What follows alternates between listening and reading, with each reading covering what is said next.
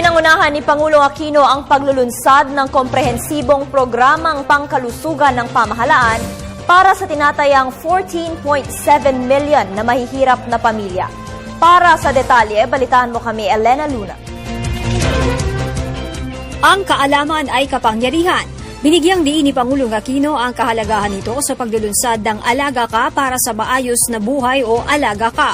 Layo nito mabigyan ng mas malawak na pagkakataon ang mga kapuspalad na pamilya sa buong bansa na magamit ang pangunahing serbisyong pangkalusugan ng gobyerno. May saysay lamang ang pagpapaunlad sa serbisyo ng mga ospital kung pupunta rito ang ating mga kababayan para magpa-check up. Nagkakabisa lang po ang mga gamot kung naibibigay at nainom ito sa mga may sakit. Sa inisyatibang ito, tiyak pong maiibsan natin ang bilang ng mga kababayan nating napapahamak dahil lang sa kawalan ng kaalaman sa mga serbisyong tutugon sa kanilang karamdaman. Programang ginawa City Memorial Circle ay isa lamang sa sabay-sabay na launching na ginawa sa 17 rehiyon sa bansa.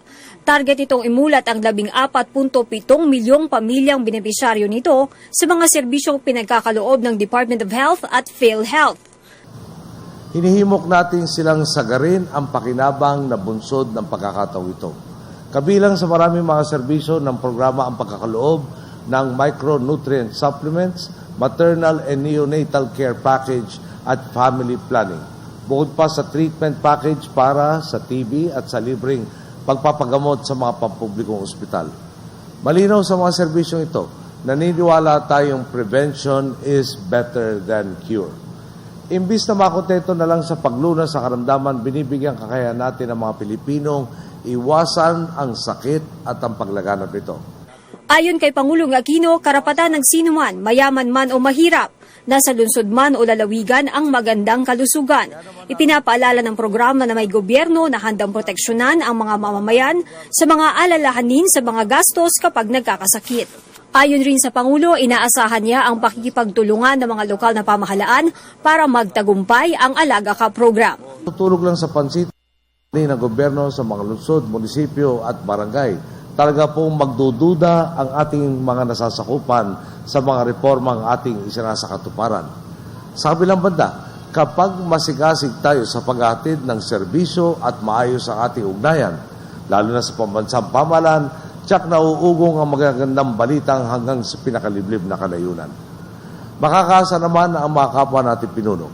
Ano mang problema na hindi ninyo kayaning mag-isa, ipaabot lang ninyo sa amin at magkasama natin itong tutugunan. Nabanggit din ng Pangulo na sa nakalipas na mahigit 3 taon, napalawak ang saklaw ng serbisyo sa kalusugan, kabilang na ang tinatawag na check-up o ang tamang serbisyo para sa kalusugan ng pamilya.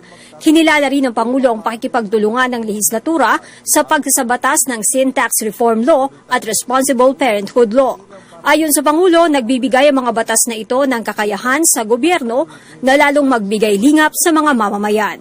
Para sa Telebisyon ng Bayan, Elena Luna.